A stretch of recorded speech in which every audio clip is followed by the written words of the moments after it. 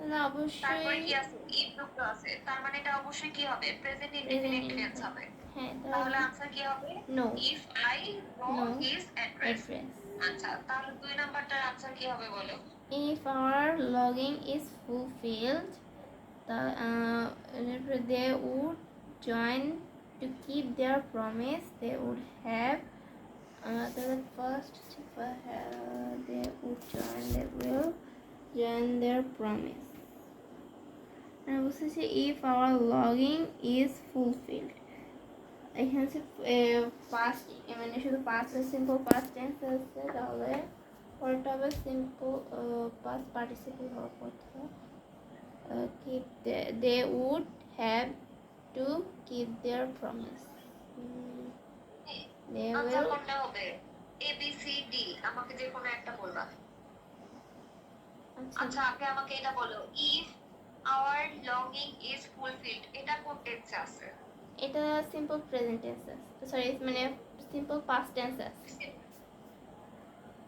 Simple past কেন হবে, present indefinite টেন্সে আছে, মানে সিম্পল প্রেজেন্ট টেন্সে আছে।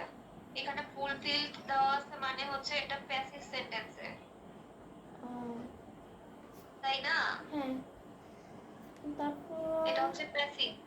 ডি তাহলে নাম্বার আর आंसर সি কি হবে, নাম্বার হলে কনফিউশন। ডি নাম্বার কোনটা, ডি আর বি, ডি আর ডি হবে মেবি, তাহলে they will join to keep their promise.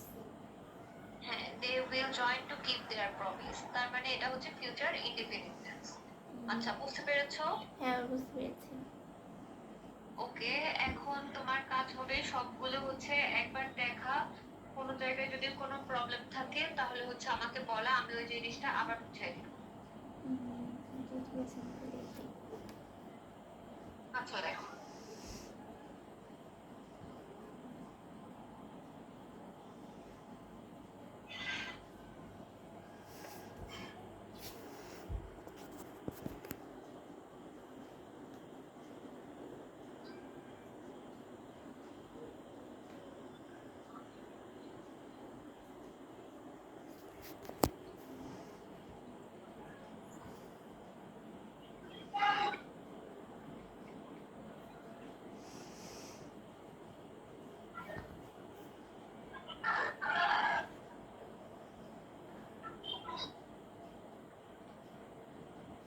Problem মানে প্রবলেম 3 হচ্ছে সকল প্রিপোজিশনের মানে টু যদি হয়, মানে টু ছাড়া সকল প্রিপোজিশনের সাথে যদি ভার্ব থাকে তাহলে ভার্বের সাথে আইএনজি যোগ হবে।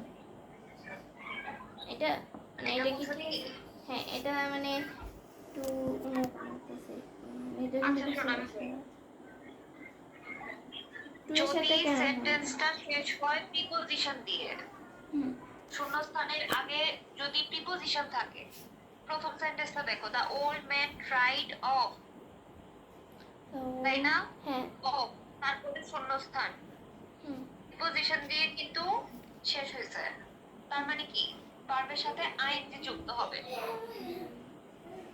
বুঝতে পেরেছো। হ্যাঁ, বুঝতে পেরেছি। আর যদি প্রিপোজিশন যদি টু থাকে, হুম, অন্য কোনো প্রিপোজিশন না, অনলি টু এর ক্ষেত্রে বি ওয়ান ইউজ হবে। যেমন দেখো, দে সাজেস্টেড মি, এখানে মি কিন্তু কোনো প্রিপোজিশন না, না এখানে মেয়ে হচ্ছে তাই না। প্রোনাউন। হ্যাঁ, যদি এখানে মি এর জায়গায় কোনো প্রিপোজিশন থাকতো তখন আমরা ইউজ করতাম গেটিং, কিন্তু এখানে মি কিন্তু কোনো প্রিপোজিশন না, এটা একটা প্রোনাউন, যে কারণে এখানে আমরা ইউজ করব কি, টু গেট, ইট এগেইন। বুঝতে পেরেছো। হ্যাঁ, এবার বুঝতে পেরেছি। ওকে, আচ্ছা, ঠিক আছে, বুঝতে পেরেছি, আমার কোনো সমস্যা নেই।